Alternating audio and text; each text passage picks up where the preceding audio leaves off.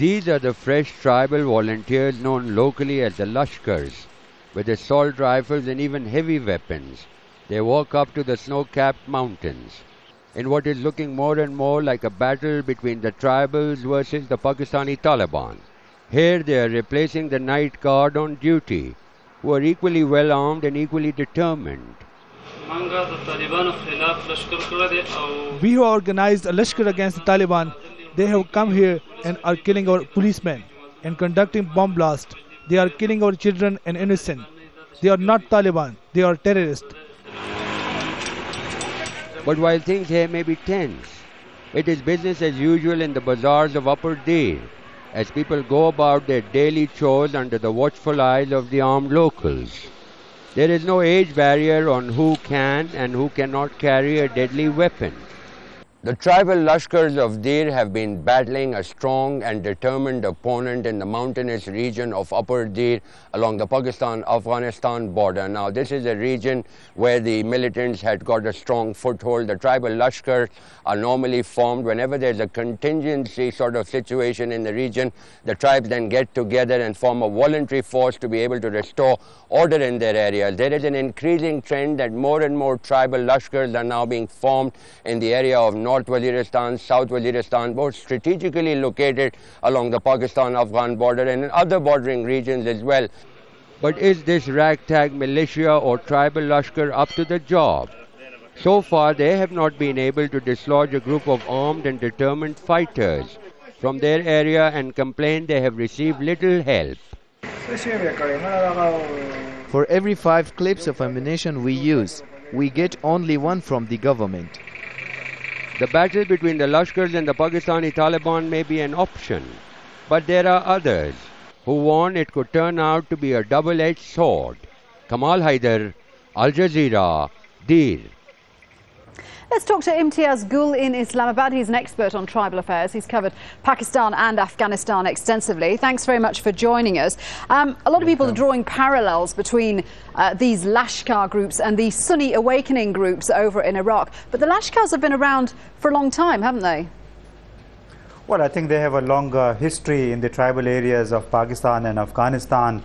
And the first time Pakistanis heard of a Lashkar were the tribals who had crossed the Karakoram mountains and walked into Kashmir, and they had almost gotten Srinagar in 1948, 1947, immediately after the creation of Pakistan, and those were also known as tribal Lashkars. So there's a long history, even much before 1948. These tribal people had been using Lashkars, raising army, as a self-defense, social defense mechanism to fend off imminent threats or invasion or incursions by opponent rival tribes or any other enemy.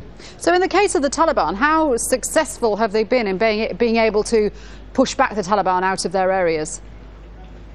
I think the very idea of raising Lashkar or standing up against the Taliban militants stems from the realization that if the local community is not ready to take on these militants, then there's very little that the authorities can do, or particularly the army, which can clear the area for a brief time, but holding on to the area and then fending off these militants on a continuous basis and rebuilding that region becomes a problem if the local community is not around. So probably this idea has been injected into the minds of these people, and that's why they decided to take up arms against the militants. Well, what does it say about the Pakistani military that they're relying on these armed groups for help, which are, at the end of the day, banned under the Constitution?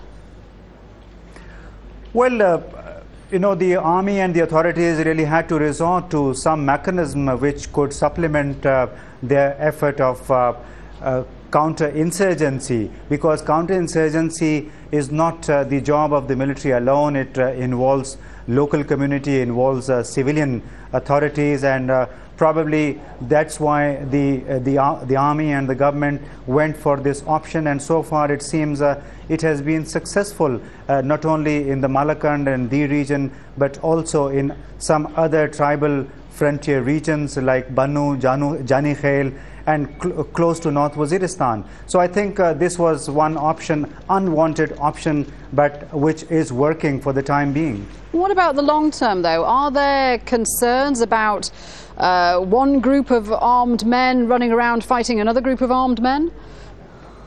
Well, I think you have to keep in mind that these Lashkars are being raised from within a particular tribe or from within a particular community. And as long as they belong to the same area, to the same tribe, I think the likelihood of them getting at each other's throat is minimal. Yes, the danger exists that some of them can fall into the hands of the militants and they can again be used against the Lashkar. But I think in such a society where most of the people have grown up with guns, this likelihood, you shall have to, I think, live with that. Okay, good to talk to you again. Imtiaz Gul speaking to us from Islamabad there.